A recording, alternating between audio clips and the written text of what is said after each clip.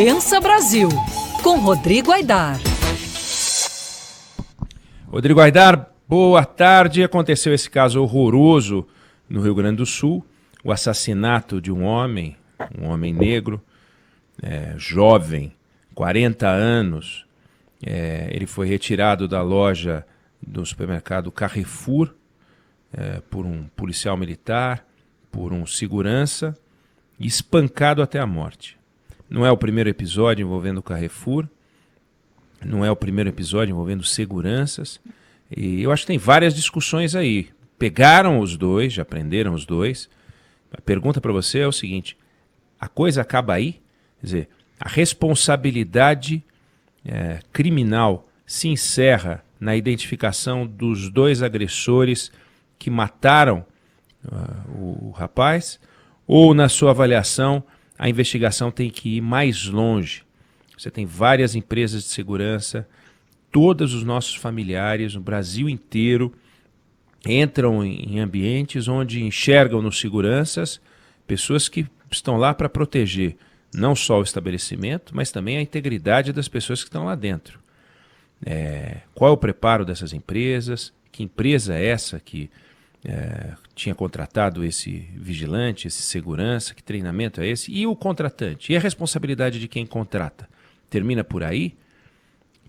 No caso da Vale, no acidente de Brumadinho, que morreu 270 pessoas, você tem uma discussão sobre a responsabilidade da empresa. Qual é a responsabilidade do Carrefour? Ele foi lá, fechou a loja, tomou algumas providências e está resolvido? É assim que o caso vai ficar? Salve, Werneck, Débora, Felipe. Não é assim, nem pode ser assim, né, Werneck? Mas eu acho que esse caso provoca na gente, mais do que repugnância por conta daquelas cenas que a gente viu surgir nas nossas redes sociais ontem, tem que provocar uma discussão sobre o problema estrutural que isso encerra.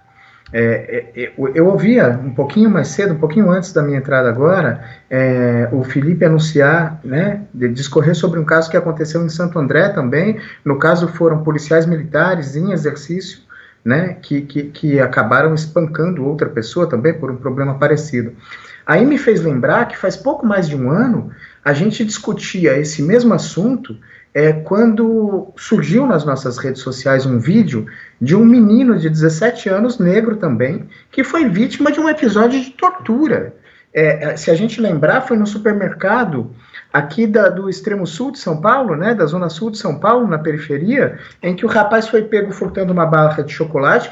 Os seguranças levaram ele para uma salinha, o deixaram nu e submeteram ele a uma sessão de chibatadas. E os próprios seguranças filmaram aquilo. Isso, quando vazou, foi um escândalo, etc. A gente não ouviu mais falar sobre a sequência desse caso, e agora a gente está frente a outro escândalo, assim, muito semelhante, os mesmos contornos, só que esse homem de 40 anos teve pior sorte. Ele efetivamente morreu por conta daquela sessão horrível que a gente viu. Agora, responsabilidades, eu chamei esse caso de há um ano, mais ou menos. A gente está diante de outro.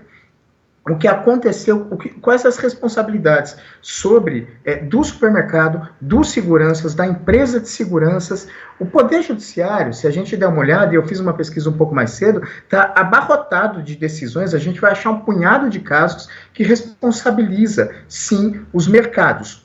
Tem responsabilização do supermercado junto com a empresa de segurança, do supermercado junto com a empresa de segurança e com o segurança que agride, porque esses casos são recorrentes. Em festas, em supermercados, etc., vários casos de indenização por danos morais por pessoas que foram agredidas por seguranças que estavam naquele local. Então, sem sombra de dúvida, a responsabilização civil do Carrefour vai e deve ocorrer. A questão, que eu acho que vale uma discussão uma empresa de segurança, ela precisa de autorização especial do Estado para funcionar. Não é como uma empresa que vai vender parafuso ou o mercadinho aqui da esquina. Ela precisa de uma autorização especial do Estado que é emitida, pela Polícia Federal. Nenhuma empresa de segurança pode exercer atividade sem essa autorização da Polícia Federal. E ninguém pode fazer segurança privada sem ter essa autorização.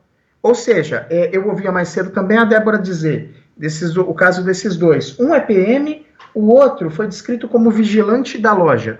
Vigilante da loja em que condições? O Carrefour contratou diretamente esse vigilante ou tinha uma empresa de segurança que era responsável por esse vigilante? Se o Carrefour contratou diretamente, existe sim na Polícia Federal, eu estava no site da PF hoje, dizendo que as empresas podem constituir segurança orgânica, mas ainda assim precisa ter autorização da Polícia Federal, e esses caras, eles precisam fazer um curso de formação de segurança. Por quê? Para fazer vigilância patrimonial, transporte de valores, escolta armada e segurança pessoal, só com autorização da PF e participando desse curso de formação. Então isso levanta várias questões, Oineg. Qual é a avaliação psicológica que se faz para a contratação desses caras, por exemplo? Né? Alguém capaz de espancar daquela forma que a gente viu, aquele sujeito espancar aquele homem negro, sem parar, a cena provoca uma angústia na gente. Ele pode trabalhar com segurança? Quais os cursos que esse cara frequentou?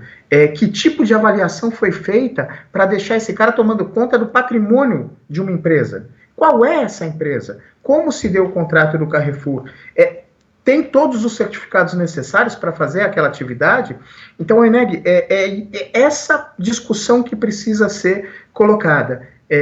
Quais são as pessoas, quais são as empresas de segurança privada, que tipo de autorização elas têm da Polícia Federal para trabalhar e como é a formação desses sujeitos. Porque não é possível que não exista um procedimento, uma cartilha de abordagem nesse caso. Se não existe, certamente existe, e certamente não é essa que acaba com uma cena dessa que a gente viu. Então, Oineg, eu acho que vale uma discussão, e vale uma discussão muito profunda sobre qual como são dadas essas autorizações, quem são essas empresas, que tipo de... Quando a autorização é renovada, quando acontecem esses episódios, existe a renovação automática ou a empresa tem que passar pelo menos por uma auditoria interna para saber como ela tem recrutado o seu pessoal antes de ter a renovação da autorização pela Polícia Federal? Oineg, aquele animal que a gente viu no vídeo tem que ser enjaulado, mas não pode acontecer só isso, e nem só a indenização no campo civil, que certamente o Carrefour vai pagar. Para parar de acontecer esses episódios, a gente precisa fazer a discussão estrutural. Quem são essas empresas? Como se recruta esse pessoal? E quando acontece isso com um homem ou um funcionário de uma empresa, como se dá a renovação da autorização dessa empresa? E se não era uma empresa contratante desse sujeito, a responsabilidade do Carrefour qual é? Inclusive penal, dos dirigentes do Carrefour que permitiram uma contratação de alguém que não tinha autorização da Polícia Federal para fazer o que estava fazendo no momento. Essa discussão precisa ser colocada, Oineg, tem que ser o começo da discussão, esse caso trágico que a gente viu. Rodrigo Aidar, Pensa Brasil, volta a conversar com a gente na semana que vem. Obrigado. Obrigado, Oineg. Salve, Felipe, Débora, um abração aí para os ouvintes. Obrigada, Valeu. até a próxima.